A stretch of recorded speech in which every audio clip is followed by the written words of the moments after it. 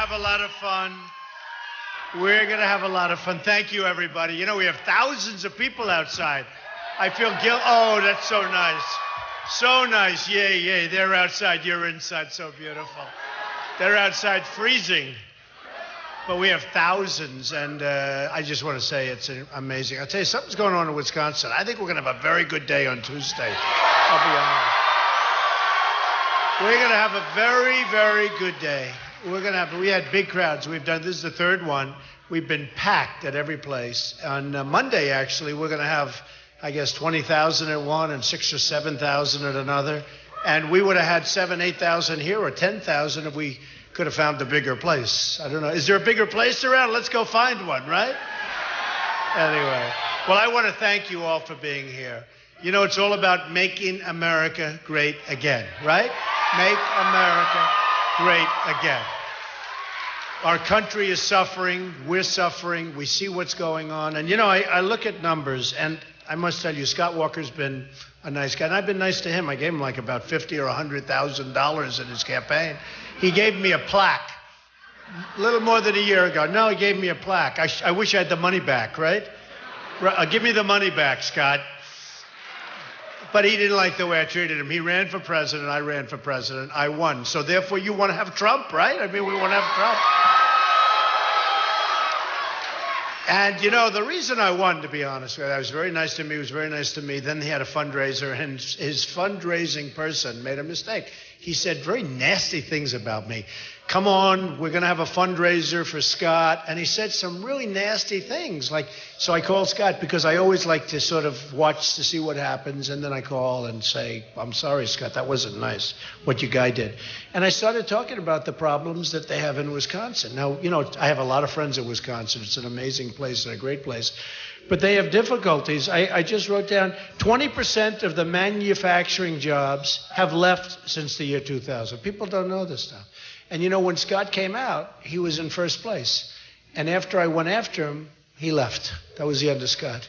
That's the way it should be. Don't you want that for your president? I mean, you know. Now, the Journal Sentinel, I don't know if you like it or don't like it, but the Wisconsin is chronically lags the rest of the United States in job creation. So in job creation, Wisconsin lags. Also, Journal Sentinel, let's say, keeps wages depressed because of other jobs, depressed wages. Also, a lot of the work and a lot of the jobs, they pay a very small amount, and a lot are in the healthcare industry, which really is not a lot of high-end jobs, because we're losing our jobs to Japan, to China, to Mexico. You know all about it. We're losing our jobs, our good jobs. We're losing to other places. Sort of interesting. I'm a big buyer of things, and I buy Warsaw Windows, not so far from here. But Warsaw Window, they do a great job. Charge me a lot of money for their windows, but that's okay. In the meantime, they don't leak. I bought, I guess, close to 4,000, maybe even more than that, 4,000 windows for 40 Wall Street, which is a 72-story building. It's actually one of the tallest buildings in downtown Manhattan, right on Wall Street. Great location, great building, 100% occupied. And I bought Warsaw Windows, okay? And boy, do I buy Kohler products, okay? Kohler. Herb Kohler is a friend of mine. So we buy a lot of Kohler products, so, you know, so it's good stuff. So we keep a lot of money in the state. I don't feel guilty at all. And I've been here now for a while. We've done 3 today. We're going to do 3 tomorrow. We're going to be here Monday. I'm staying on Tuesday. If I feel I'm going to lose, I'll be out of here. I'll go like this. And if I feel I'm going to win, we'll all get together. We'll celebrate together on Tuesday night. All right?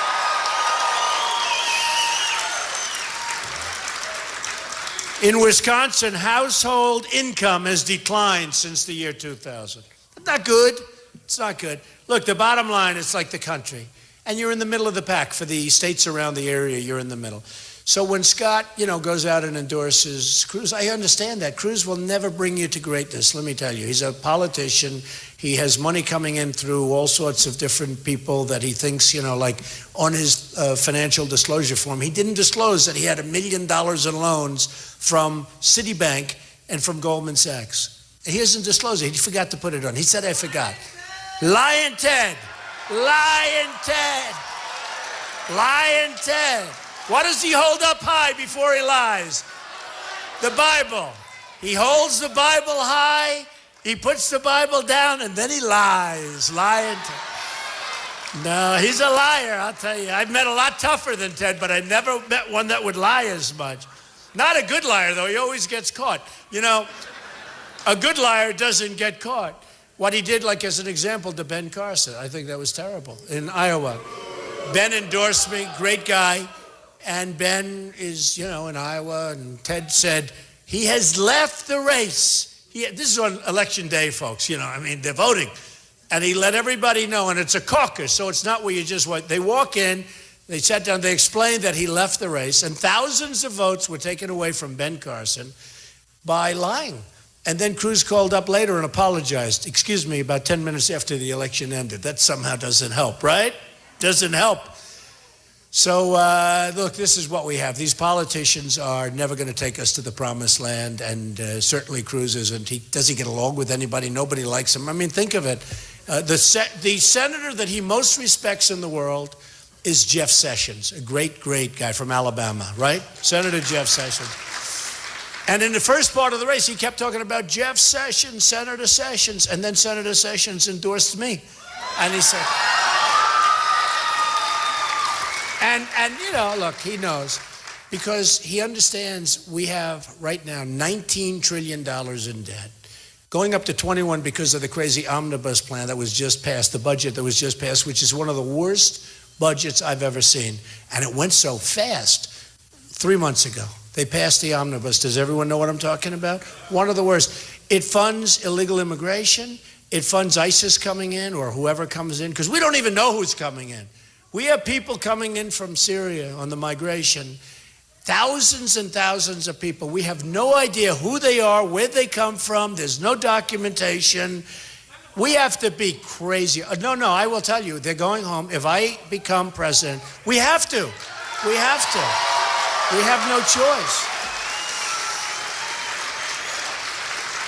Where are these people coming from? I mean, you know, where are our leaders coming from? What are they doing? We have no documentation, and you see what's going on in Germany. You see what's going on in Sweden, a small part of Sweden where they took a lot of people in. It's like a disaster. You see what's going on in Brussels. Brussels, 25 years ago, was incredible.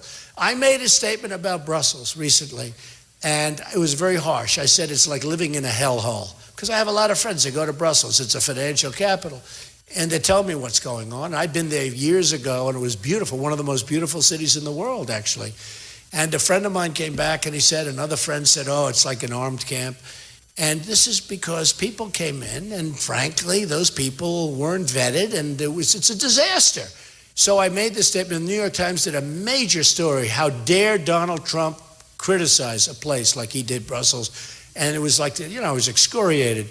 Then 2 months later, which was a week ago, they had the horrible problem in Brussels. And now Brussels, they realize they have no control over the place whatsoever. And we can't be the stupid people. We can't be. We just can't be. We can't be. And we're not going to be. You know, speaking of that, I mean, we'll get off. And really, I want to talk about trade.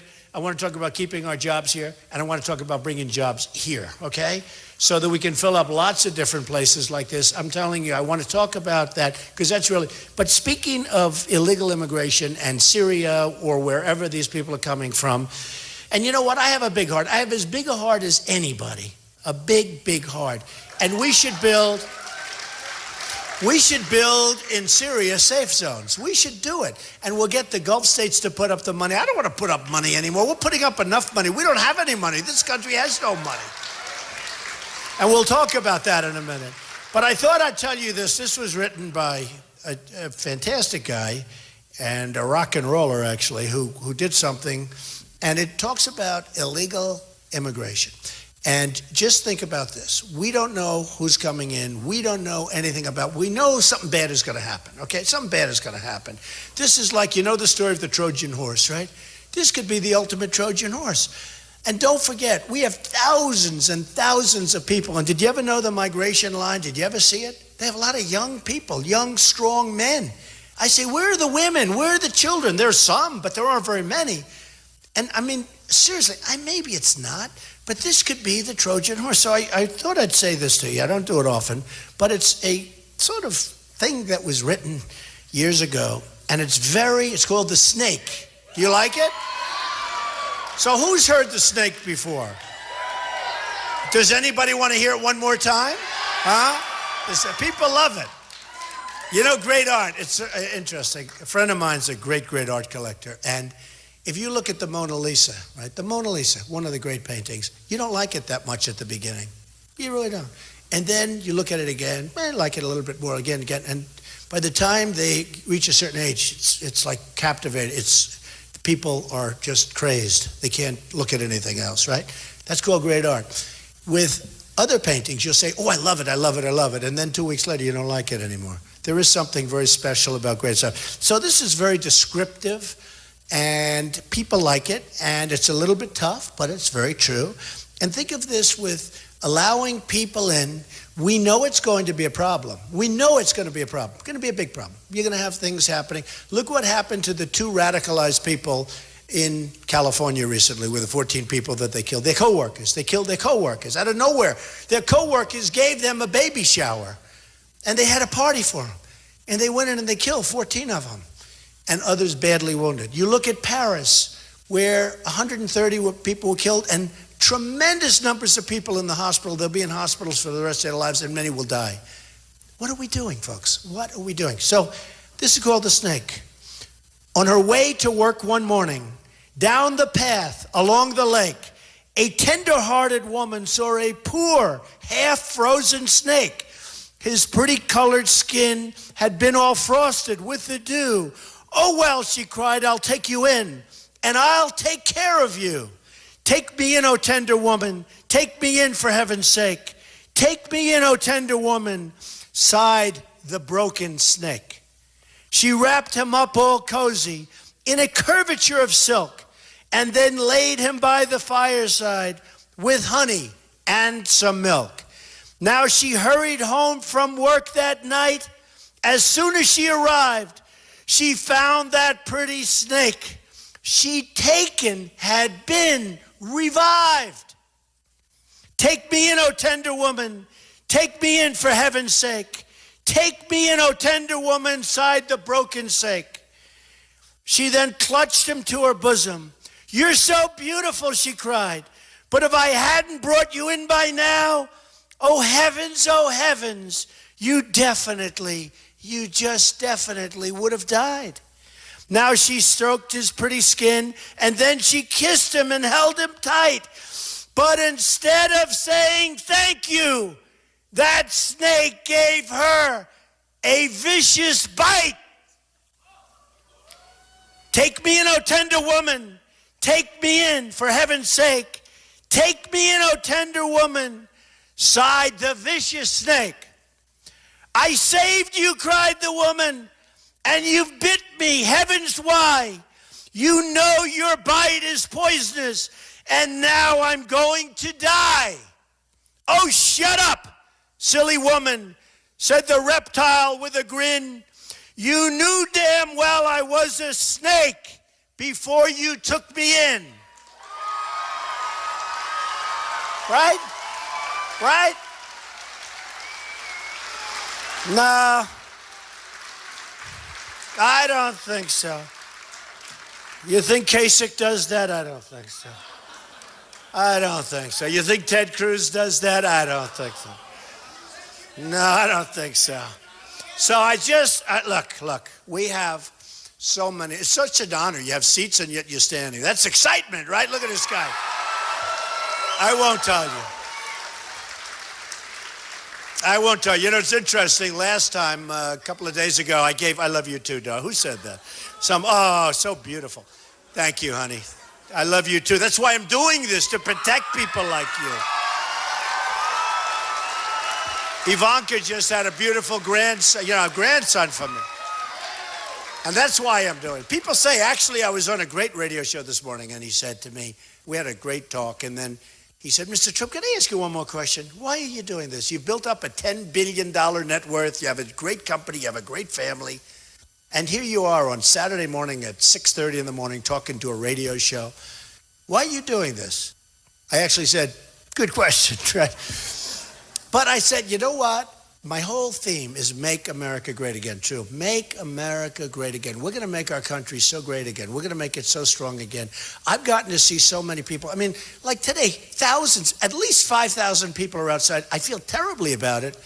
And we'll come back. But at least 5,000 people outside. The last time, it was worse. We had 7,000 or 8,000 people that were in this hall that was like a secondary hall. And we had, loudspeakers and stuff. But there's something going on. There's like a movement. It's been on Time magazine 4 times now over a short period of time. And it's a movement. What's going on is a movement. I'll tell you, Wisconsin is very important because I think we're going to win before we get to the convention. But if we get to the convention...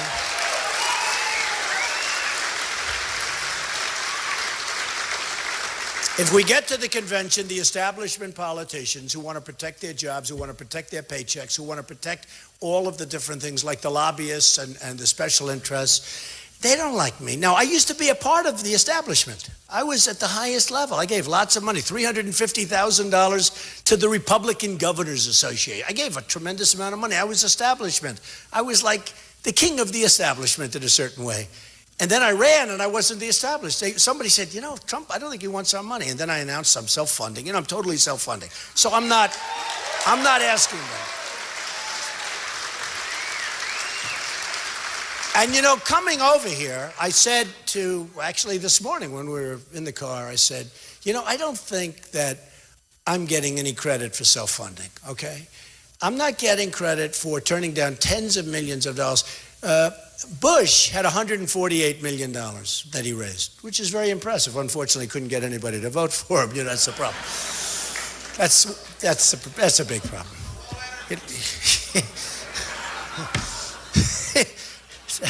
Who said that? See, I won't repeat that. I just get myself in trouble. But it's very funny actually. It's called branding, right? Branding, forever branded. But Bush had $148 million. And, like in New Hampshire, he spent like tens of millions of dollars. I spent very little. I came in first. Then in South Carolina, other guys spent tens of millions, just so much more money. We came in first. But I'm self-funding, and I don't know that I get the credit for it. I don't know. When you go and you say, well, Cruz is okay. He's not, by the way. But let me tell you. No, he's not. He's not okay. He would do such a terrible job. Here's a guy who filibusters in the Senate. Now, say what you want about these senators. These guys have been there a long time. They're professionals. They're not, stupid people. And he stands up and he filibusters and he reads poems and he reads everything else and he's filibustering. A day and a half. He's never done anything. He never gets anything approved. Then he says, Donald Trump will negotiate. He will negotiate. Of course, that's the way it was. Our founders sort of had in mind. You got to negotiate. But I'll negotiate well. I'm not going to be.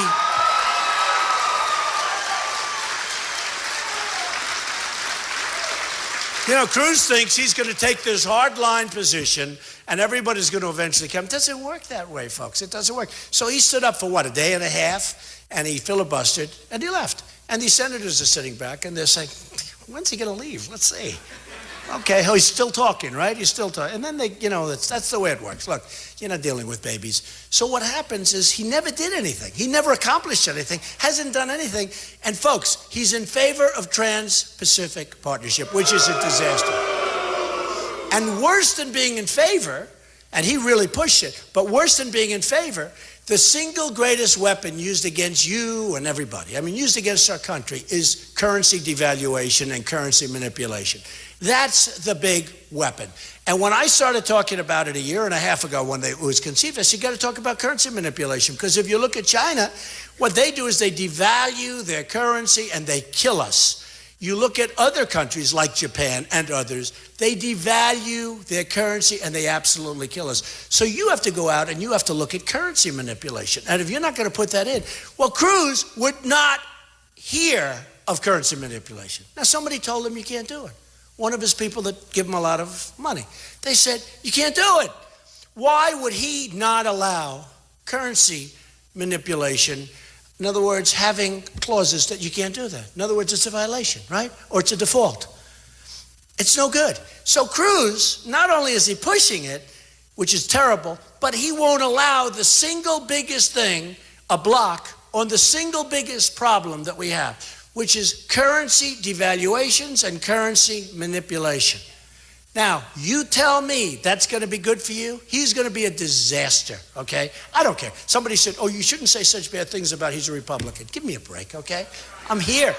Hey, if it works, great. If it doesn't work, great. I'm going to either do a great job or I'll be waving hello. I'll be coming to Wisconsin to see my friends. I don't care.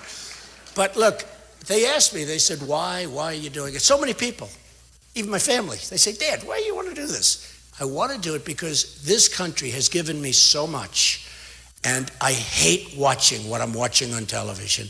I hate seeing President Obama.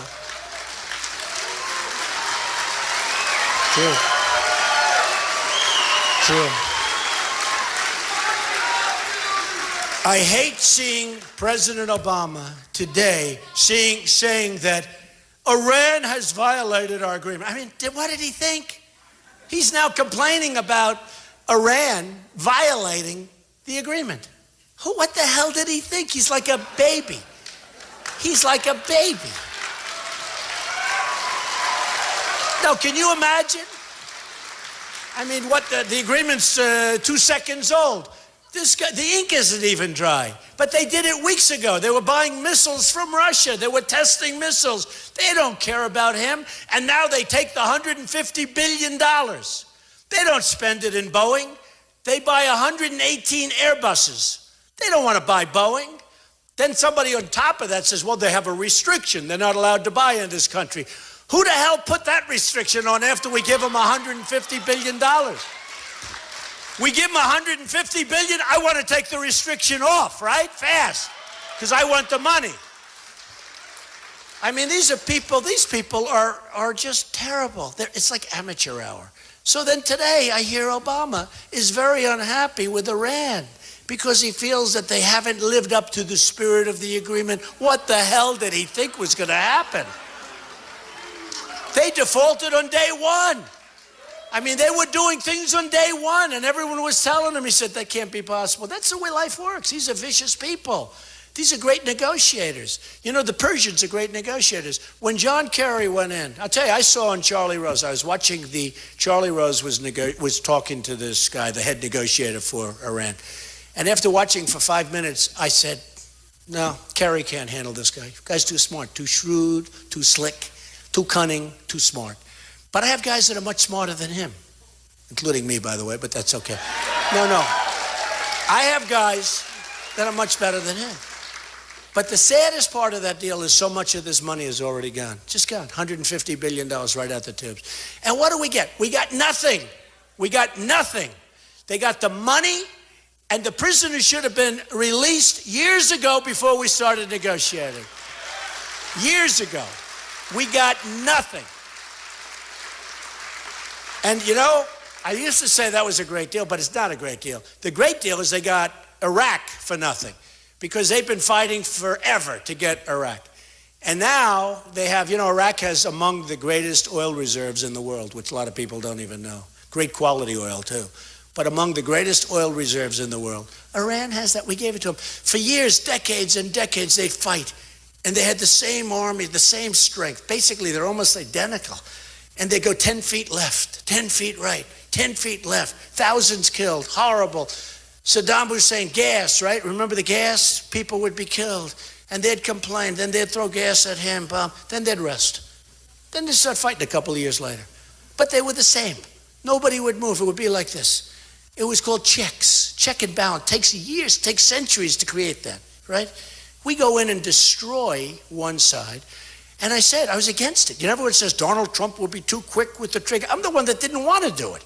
I want to build our military so strong, so powerful, that we never have to use it, I hope. Nobody's going to mess with us. It's so sad. It is so sad to see. I'm telling you, it's amateur hour. So then today I find out, and Hillary Clinton's a disaster, by the way. She is so incompetent.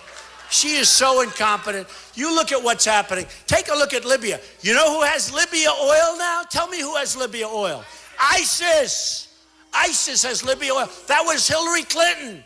Let's knock the hell out of this guy. So you have Gaddafi. Let's knock Gaddafi out.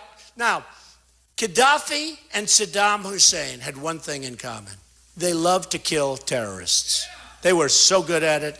They were as good as you could get at killing terrorists. Now the terrorists go to Iraq where they want to, it's like Harvard. If you want to be a terrorist, you go to Iraq. That's Harvard.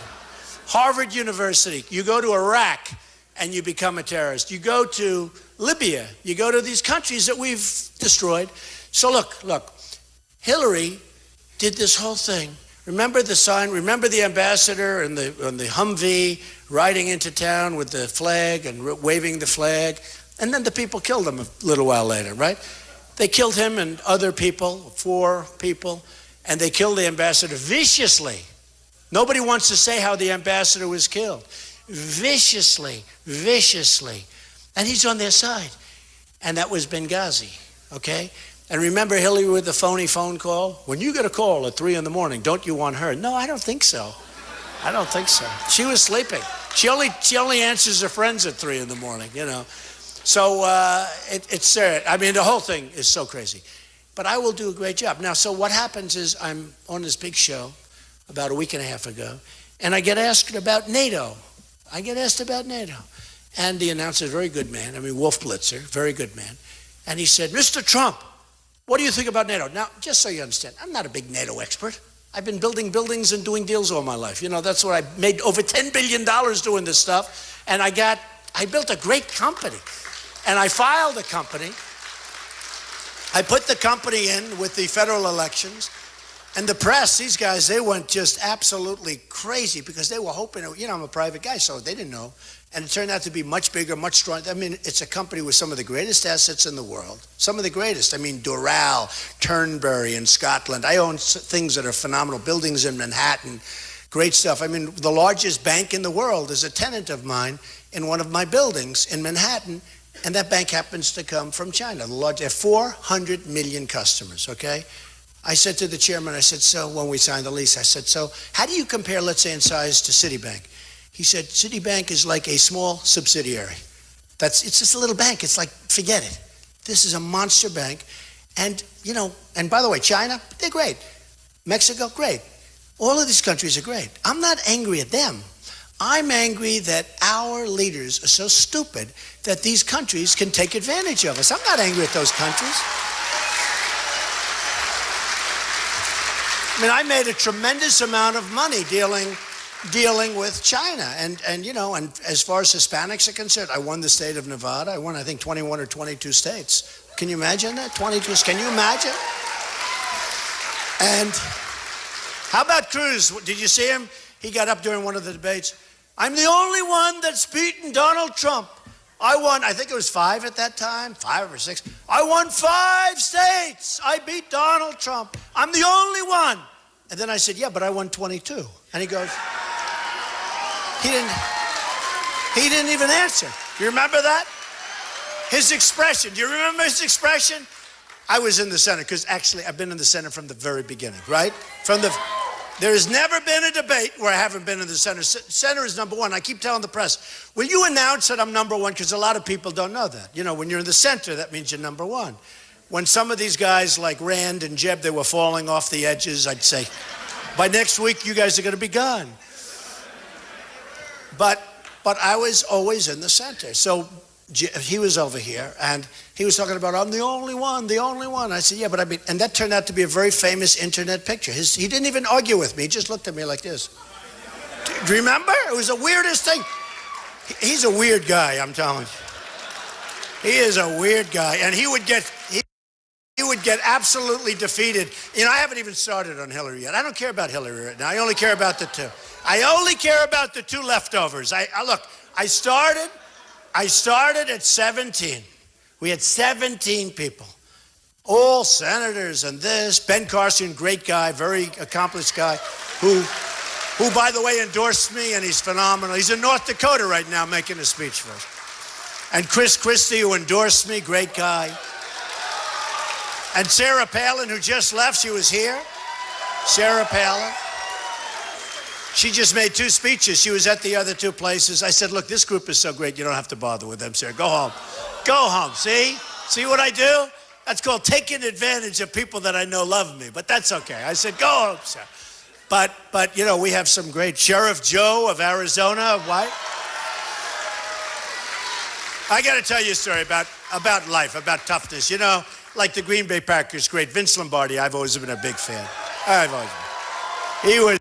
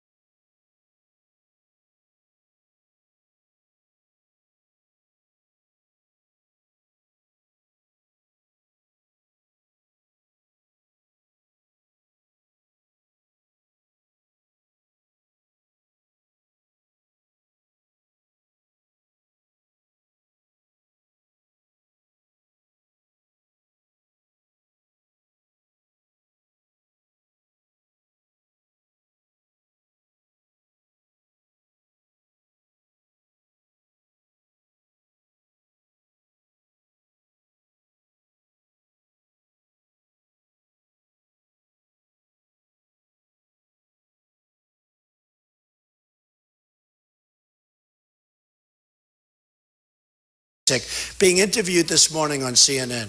He was so bad. He was talking about the abortion issue. He was so bad. And I said, if I ever said that, it would be headlines all over the world. It was incredible. And I said, okay, I just asked, it's like 7 hours later. I said, did they write anything? No, nobody writes anything. Nobody writes. You think it's a double? He likes the word leftover. That's an interesting name, isn't it? The 2 leftovers. But you know what? If I said it, it would be a whole different story. So it's not a fair thing, but at the same time, I guess you can't complain because we're getting a lot of coverage. They said I got almost $2 billion worth of free coverage, right? And the other guys got a lot less. You know, so I've spent $35 to $40 million of my own money. Now, if I advertised like these other guys do, I would have spent a lot more. So I can't complain that much. Do we agree? We shouldn't complain. But I'll tell you, we're going to make this country so incredible. There are so many things we can do. So let me just tell you what happened. Trade, you all trust me. Believe me, China is going to have a trade. We're going to have a trade deficit with China this year. $500 billion. Then these stupid people, you know, I'm a conservative, but I'm a common sense conservative. You know, Walker copied my term. He said he's a common sense conservative. I've been using this term for the last. He also copied Make America Great Again. When he was running, I made a speech and got this fantastic standing ovation from a big crowd. He saw it. And I said, Make America Great Again. But see, I copyrighted the name, so it's very important. And it isn't Ronald Reagan actually had a similar thing. He said, let's make America great. That was his term. Because people said, oh, Ronald Reagan. You know, I don't really copy, but it's like Make America Great Again. So Walker saw it, and he goes, Make America Great Again. He didn't get much of an applause, and then shortly after that, he was out. He was gone. You know, and I'm going to bring tomorrow to one of the meetings, or maybe the next day. I'm going to bring the plaque that he gave me. I actually brought it. I'm going to hold it up. I would have brought it for you, but I don't know. I should have brought it for this crowd. Oh, what the hell? Why didn't I bring it tonight? But I'm going to bring the plaque where he's got this beautiful inscription down there. It's incredible.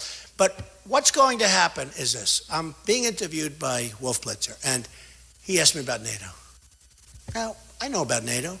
I'm not an expert on NATO, but I have a lot of common sense, and I have great business instincts. That's what you need when you have 19 trillion. You need somebody that we have to stop this, right? So and I said, where did this come from? Nobody ever asked me about NATO, and nobody ever asked me a lot of these questions, because now I'm all of a sudden a politician. You asked me about NATO. I said two things. I said, number one, it's obsolete. It was, really developed for the Soviet Union, which doesn't even exist now, but Russia's plenty of problems. I mean, Russia's big stuff, and, it's good. But today we have a different problem. We have a problem with terrorism, right? We have a big problem with terrorism. Well, we have 28 countries. They're the wrong countries in terms of terrorism. Many of them are the wrong countries. And I said, we have to rejigger NATO. We've got to make it modernized. It's old, bureaucratic, and we spend most of the money. We spend money on all these countries, and they're not reimbursing us anywhere fairly, and they're way in default, and we keep spending and spending. And one of the things I do is I'd say to people, and I said to him, and I got terrible press, and then 2-3 days later, some of the experts said, we've been studying NATO for 25 years. We never thought of the things that Trump has said. Like, it's obsolete. It's funny. When you study something so closely, a lot of times you don't see the forest for the trees. You've heard that, right? But you study something, what does that mean? Oh, that's positive, right? Come and take it. Wow, oh, that's good. Come and take, I love it. I love it. Oh, that's very nice. That's very nice. I figured it was a protester. He's actually a... Oh, that's beautiful. Thank you very much. Oh, I love that. The Marines. Wow. I love that. Thank you, darling. That's beautiful. When I see somebody stand up with a flag, usually that's a protester, and they have a lot of foul language. It's all professionally done, just so you understand. But that's really fantastic. Thank you. Thank you. Thank you, folks. I love it. I'll come over and shake your hand in a little while. No, those flags come up and I go, whoa, protester, get them out of here. And then I say, wait a minute, that's friends. We can't do that. So with NATO, what happened is I said obsolete, and we spend too much money on NATO because we're really defending other things. Like, as an example, the Ukraine. I love the Ukraine. I have many people that are friends of mine that live in the Ukraine, just like I have many people that are great, great friends of mine that live in Wisconsin. They're telling me all about Wisconsin, and I'm here. And I saw one just a little while ago, and he said I'm doing great, by the way. I think we're doing great. I think we're going to win Wisconsin. I think. Yeah. A poll just came out. Public policy polling just came out, and it has me just about even, 1 point down. I can't believe I'm losing to Cruz. You can't let this happen, folks. 1 point down. But I think we're going to do great. And I tell you what, when I looked at the thousands of people outside, and the same thing today when we had 7,000 people next door in a like a separate room, I said, this isn't second place. This isn't like a second place feeling.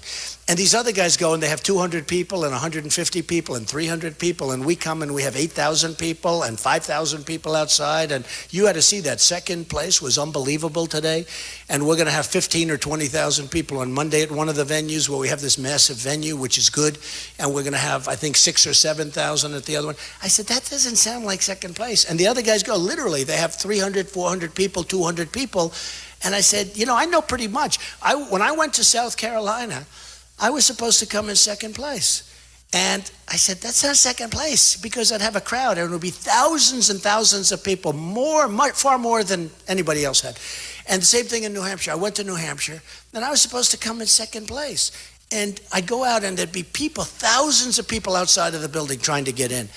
And I said, I guess, what do I know? But it doesn't seem like second place. And then I ended up winning one in a landslide. Then we go to the other one. We win that in a landslide. I think we're going to have a big, big victory in Wisconsin. I really do. So with NATO, I said, look, it's obsolete, it's old, we have to focus on terrorism, and we're spending money, and people aren't paying. We have 28 countries, and a lot of those countries aren't paying. They're supposed to pay 2% of certain figures, and the numbers are just absolutely, they're not being met. They're not even paying, okay? So we're giving many of these countries, I don't want to say who, which I know, and I don't want to say how many, but it's the vast majority of these countries, we're giving them practically a free ride. Why are we always the dummies? Why are we policing the entire world? And when the Ukraine problem came up, we were complaining, Obama, we got to get out of, we're going to start World War III over the Ukraine, right? Okay. But we're the ones complaining. We're the ones complaining. I say, why aren't the nations surrounding Ukraine? They're not complaining with Russia. They're not complaining. Why aren't they complaining? Why aren't they saying, we don't want you to do this? Why isn't Germany complaining? Why aren't the other countries complaining? Why are we always the one that's up front? And we're paying like 73%. We're one country out of 28. Why are we paying 73%? Why? Because it just got that way. So one of these experts was good. He said, I've been doing this for a long time and I've been studying. I never thought of it. It's obsolete. Trump is right. And you know what else? It's unfair because the United States is paying disproportionately by a lot, disproportionately too much. We owe 19 trillion going to 21 trillion. I'm going to get that down so fast. There's so many different things. That's just one. But then I was asked a question by Anderson Cooper, who's a great guy. We did a town hall. It was really good. I really enjoyed it. And he's terrific.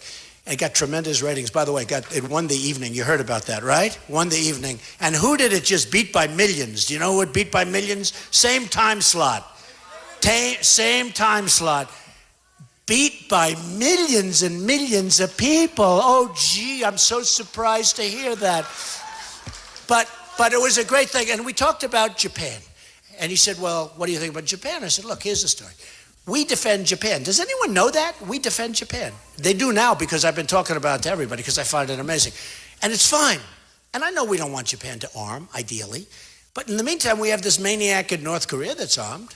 So you say, well, where does it all stop? So we defend Japan. We defend Germany, right? You know that? We defend Germany. Now, here's the thing. They pay us, but it's a fraction of what we should be paid.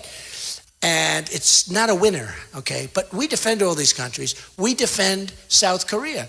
We have 28,000 soldiers. I wouldn't want to be one of those soldiers, to be honest, with this maniac with nuclear weapons. We're sitting there like not good.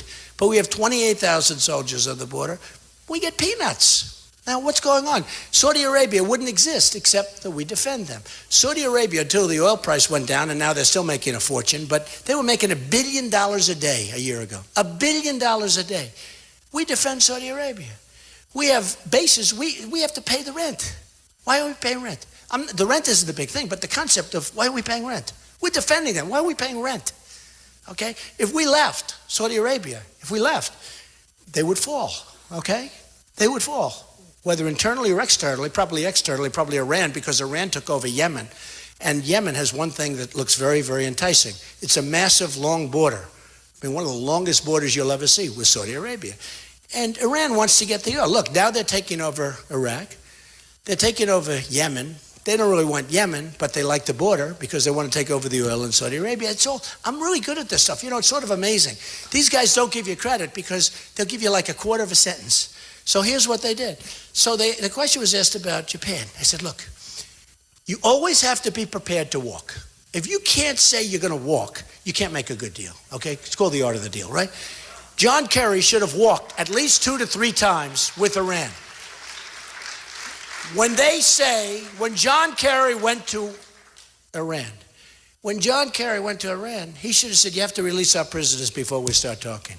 And they would have said no, and then he should have walked, doubled up the sanctions, and within 24 hours, he would have gotten a phone call, come on back, we're releasing your prisoners, and that would have been 4 years ago, okay? That's what would have happened. But this guy never walked. He never walked. They abused him mentally. They abused him like he was a child. They took advantage of him like he was a baby. They made an unbelievable deal for themselves. We got nothing. And on top of it, we now have a president that says it's not good what they're doing. And it just happened today. It's so embarrassing. How we have this man as a president is so embarrassing. He is now, after just a short while, in the meantime, they've taken much of the money, the $150 billion. They've taken the money, they've spent a lot of the money in Italy, all over Europe, in Russia. You know what they're doing with Russia? They're buying missiles. And we have Obama. Today, for the first time, he said he's not happy. He's not happy with Iran. He didn't say it as strongly as he should, but the real truth is they're in default. They are in total default. Problem is the money is gone. In other words, I wish, the 150. Now, I've said a number of times what I would have done with that, right? The 150. First, I would have gotten our prisoners back. I would have said, listen, you gotta, before we start negotiating, fellas, you got to do this. The prisoners, they have to come back. They'll say no. I'll say, bye-bye. You get up, you leave. Then you double up the sanctions. They'll call you. They'll say, you have your prisoners tomorrow. Thank you very much. Okay, now you go back in. Now you just do one other thing. You only want to walk a couple of times. You know, you don't want to keep walking. Too much work, right? Now you say one more thing. Listen. The $150 billion, we have no money. We owe $19 trillion, soon to be $21 trillion. We have no money. We can't pay it. They'll go crazy. Yeah, after a week or so, they'll be okay with it. We saved 150, okay? No, that's what we have to do. That's what we have to do. On top of it, the deal is no good. How would you like to make a deal when during the deal, they're over in Iran celebrating in the streets, burning the American flag, and screaming about how stupid we are that this deal is so good? And we just keep going. But the greatest was today. And I hate to say it. I mean, I wish Obama didn't even say it. It must have been hard for him to say it. The man is incompetent, okay? He's incompetent. And it's sad to see. I mean, here's a deal that's a few weeks old, literally, and he's out there now saying he's upset with them. And anybody in their right mind would have known what he was getting into. He has no idea. He has no idea what's happening. And then today they talked to him about Trump, about nuclear weapons. He said, well, obviously he doesn't know about nuclear weapons. I know more about nuclear weapons than he'll ever know. I know what's right and wrong. So here's what happens. So I said, Japan. They said, now you have a maniac with nuclear weapons. He doesn't have a carrier system, but he's got nuclear weapons, right? And that's North Korea. And you have South Korea that's really, we're defending them. We're not getting what we should get. We're losing a fortune, but we're defending them. We're defending Japan. We're defending all these countries. So with Japan, I'd say, look, fellas, you got to pay up. We love you. You're our friends. We want to take care of you. That would be my first. And we might even walk once or twice, but that would be my first. And we'd also be prepared. Maybe it's better to let them defend themselves because we cannot afford to defend all these people. The world, the whole world, the whole world.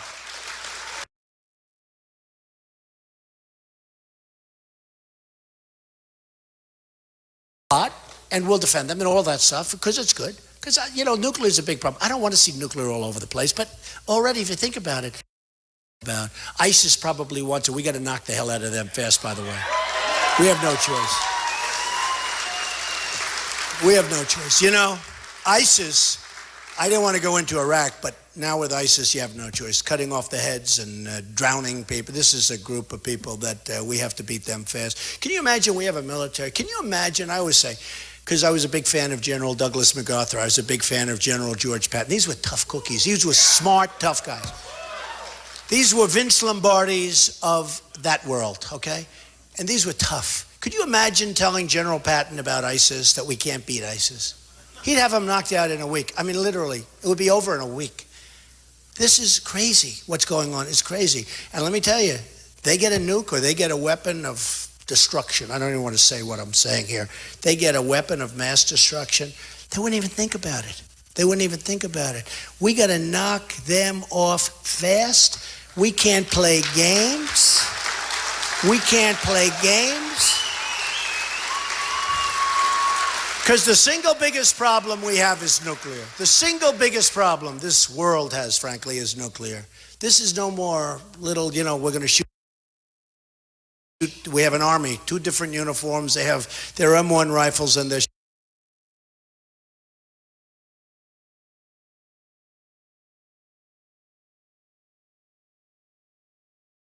shooting each other. We're not in that anymore. We're into weapons shoot each other. Because frankly, what's going on over there is disgraceful, but we can't allow this to happen. And I don't know if you know this story, but they cut the Christians' heads off and they cut others. But if you're Christian, boom, your head comes off. And if you are a Christian from Syria, this is during the old days, 5 years ago. If you were a Christian from Syria, you couldn't get into this country. It was almost impossible.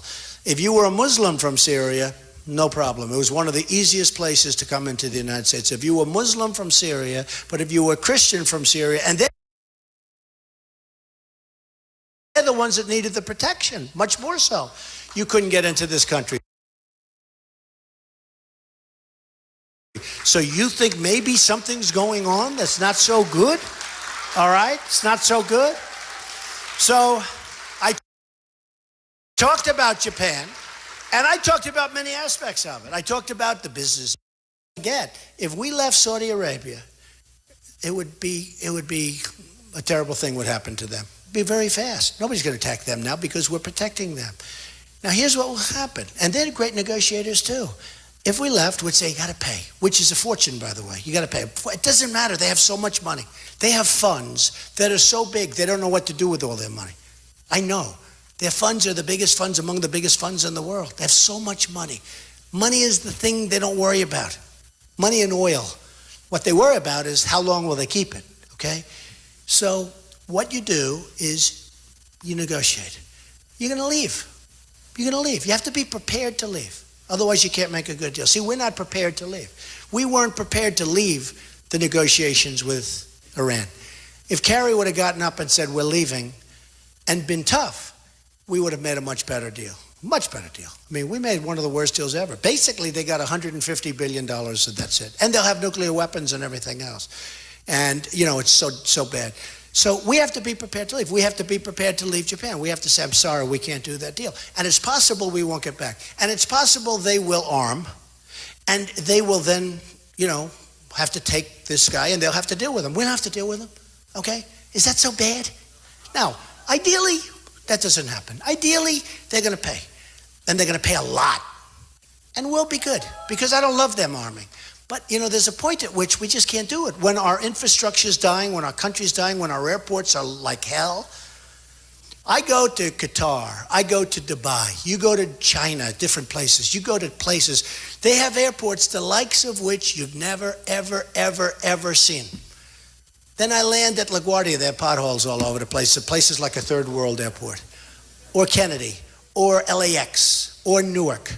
You look at these airports. They're like from a different time. It's like a time warp. They're third world. But you go to some of these, my pilot lands at Dubai. He said, oh, Mr. Trump, that was the most incredible thing I've ever seen.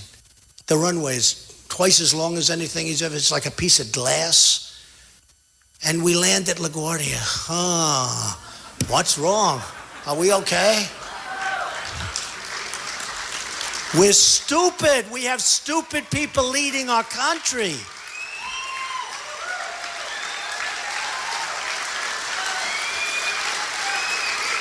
So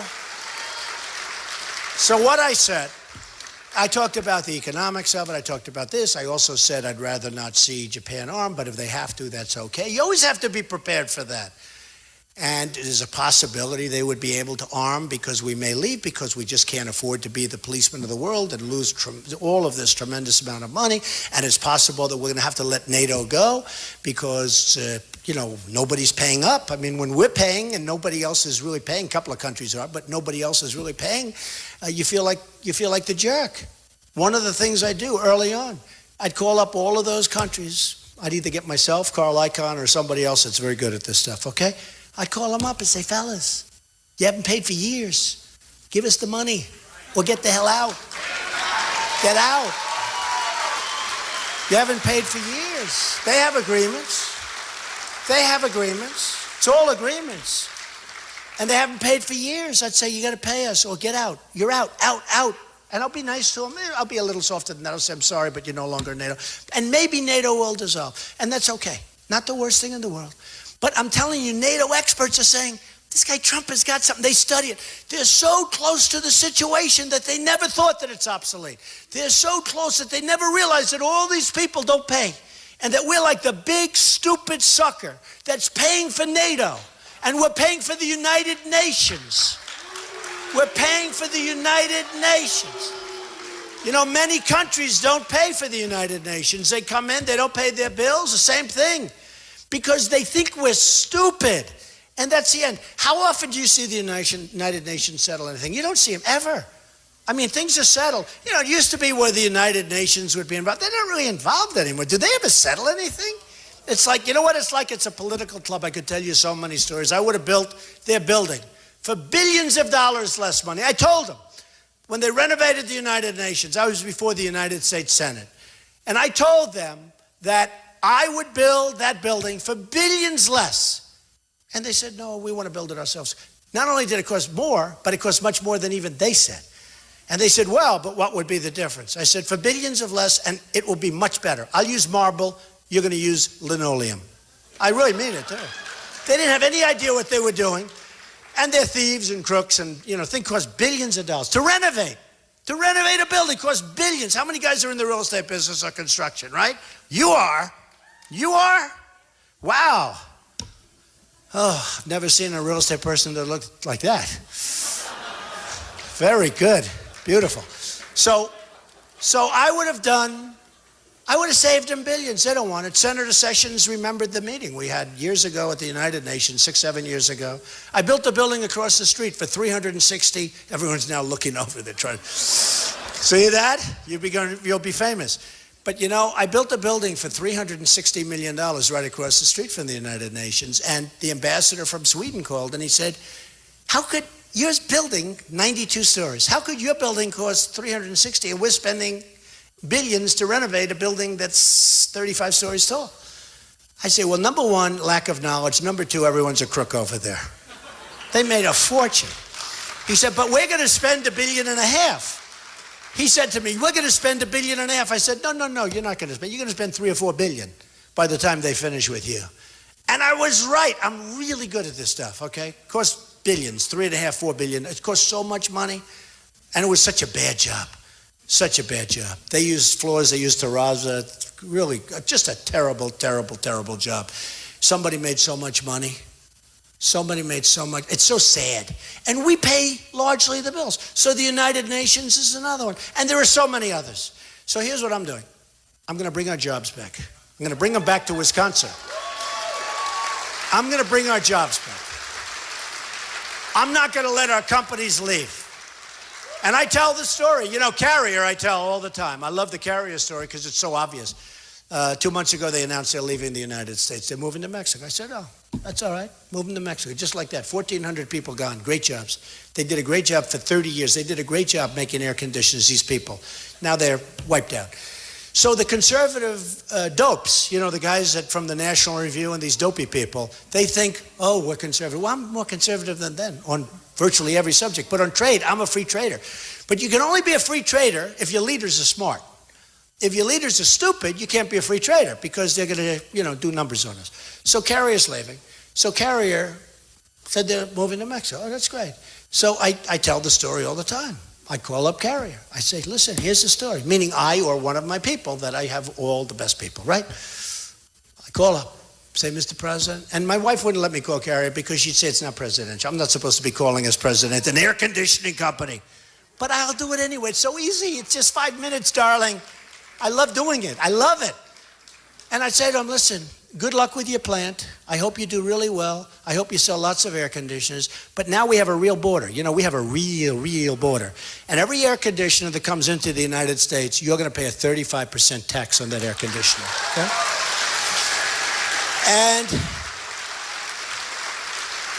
And because I'm not Ted Cruz, who's controlled by his lobbyists and his special interests, and they'll find the lobbyist that says Cruz. It's blazoned into his forehead, the lobbyist.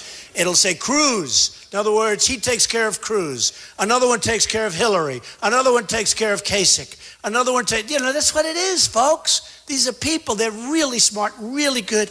They raise millions of dollars for these guys. Look at their PACs. They have all this money. Their PACs. I put up my own money. It's so stupid. I don't think I get any credit for it. Really. I feel so stupid. My whole life, I've taken, I keep taking. And now I'm telling people they want to give you $10 million. One guy, Donald, I want to give you $10 million. I say, this is so foreign to me. It's like, I say, I can't take it. He goes, what? He said, of course you can take it. I said, I can't. Another guy wants to give me $5. I'm turning down all this money. All of this money. And my whole life has been the opposite. I take. And I say it.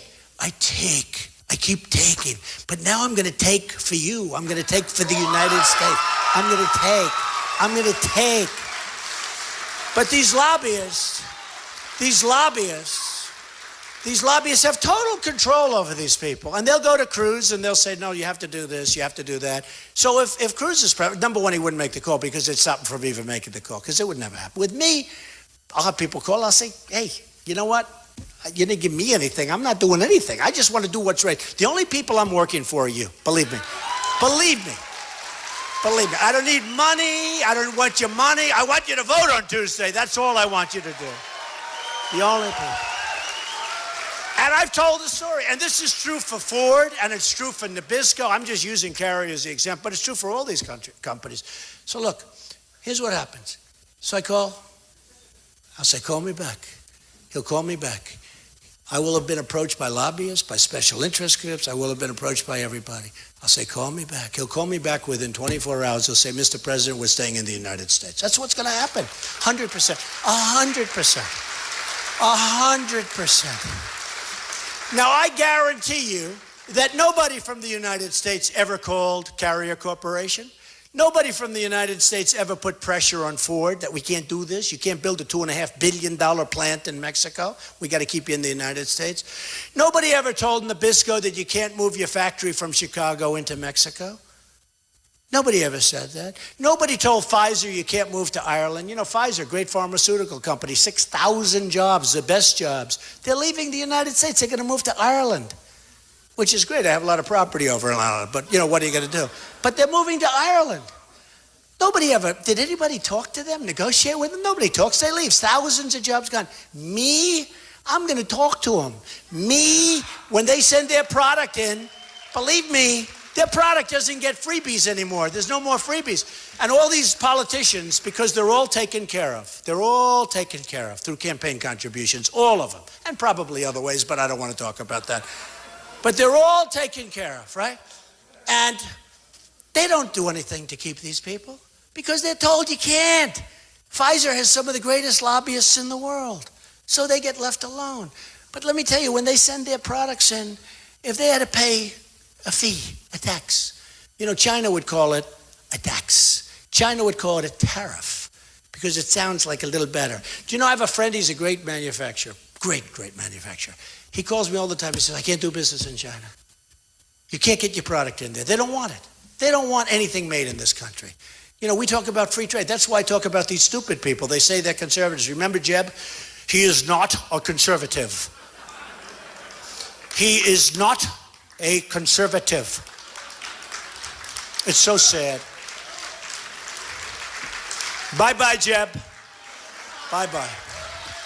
But these are the people we have. I mean, Scott Walker, he was number one. He came out, the future of the Republican Party. Number one, comes out. He goes to number one. And then I start attacking him. He leaves the race. Who do you want as your president? I mean, in all fairness, okay? And you know what? I wouldn't be hitting him. But number one, he hasn't done a great job. Number two, there's nothing but turmoil. If you are outside of Wisconsin, you take a look at the turmoil. It's always turmoil. And you know what? I'd get a better result without the turmoil. You know, there's nothing wrong with no turmoil. But I'll tell you what, the numbers aren't good. But Scott Walker comes out. He was going to be number one. He started off as number one. Jeb started off at number one. I had like all these guys who were going to be number one. Finally, they said Trump is number one. Okay, it took a long time. It took them a long time to realize that, right? We had Rand Paul. We had Walker. We had Jeb. We had all of these people that were going to be, I mean, Marco was the future of the Republican Party. He's a nice guy. LIL. No, Marco was going to be the future of the, and I beat him almost by 20 points, by like 20 points in Florida. But soon they'll say Trump is the future of the Republican Party. You watch. But here's what we have to do. We're going to make great trade deals. We're going to make so much money. We're going to bring our jobs back from China. We're going to bring our jobs back from Mexico. We're not going to lose our manufacturing anymore. These numbers that you have right here. Look at this chart. I mean, this chart is incredible. Look, U.S. manufacturing jobs since 2000. Do you see what that says? You see the line? You don't have to see what it says. See the line? Slightly. If we keep going, we're going to have nothing. I'm telling you, there'll be nothing left. Look at that. Can you see that? I didn't exactly do this. We're going to be so proud of this country. We're going to build up our military. We're going to knock out ISIS. We're going to take care of our vets.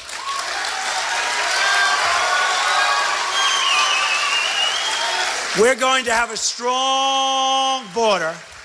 We're going to have a great wall that Mexico is going to pay for. We're going to get rid of Common Core, and we're going to have local education.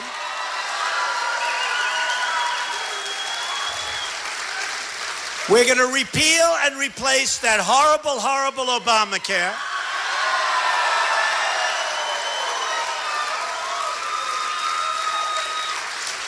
And I'll tell you, here's a story. So it's sort of like, why do you do it? I didn't need this. I didn't need that, although I enjoy it. Because we have a movement going. You look at Time Magazine. There's a movement. This isn't like a normal thing. This has probably never happened before. Millions and millions of votes. Now, the Republican Party, they view me as, a guy. They don't want me because I don't want money. I don't want their money. I don't want the lobbyist money. I don't want all these people. They're going to be saying, we can't get to Trump. Because it's a crooked system. We can't get to Trump. So I got all these people against me. That's why it's important that I win. I don't want to go in there looking at the second ballot, because it's probably, with the way the thing is, it's crooked as hell. Hey, look, what happens? I win the state of Louisiana, okay? Now, I'm a little bit younger then, because it was a couple of months ago. I learned. I go in, I made speeches. I had a speech the final night in this massive hangar. I pull up in my plane, I get out of my plane. Thousands and thousands of people in Louisiana. Great place, great people. I go into Louisiana, I make a speech, I make another speech, I'm all over. The election gets held. I win. Donald Trump wins the state of Louisiana, right? That's the good news. The bad news is because it's should I use the word crooked system? Crooked? The bad news is because it's a certain type of system. I win the state. I get thousands of more votes than Cruz. Thousands. I got fewer delegates than him. So I said, no, think of it. So I said, wait a minute, because I'm looking at the delegates. I said, wait, why does he have more delegates than me? I won the state. By the way, I just won Missouri, by the way, so I'm sure you have.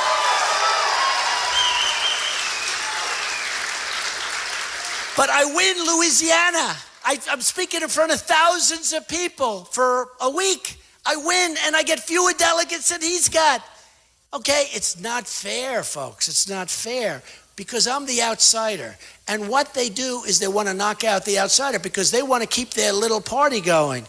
And the reason our country owes 21 trillion, not billion, trillion dollars, okay? The reason we owe all of this money is because of this system. So here's what we got to do. We're going to win so much. What you have to do is go out and vote. Get every person you know. You can cross lines. If you're Democrat, if you're independent, if the people that are voting for me a lot, people that never voted before.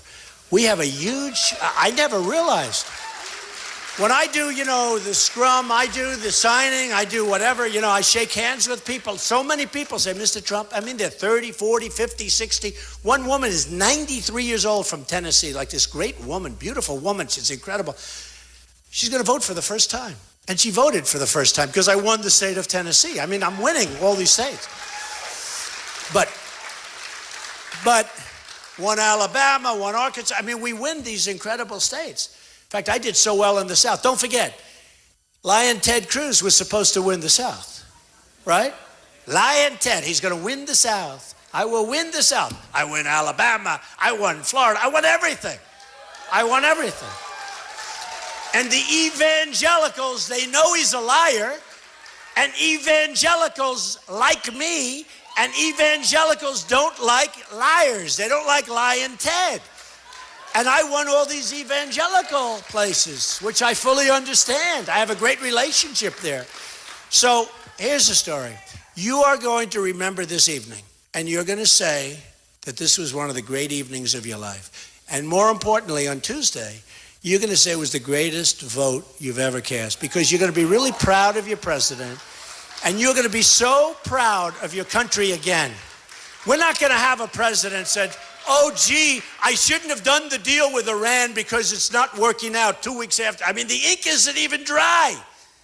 I told him it wasn't going to work out. That's what I do. I'm so good at this stuff.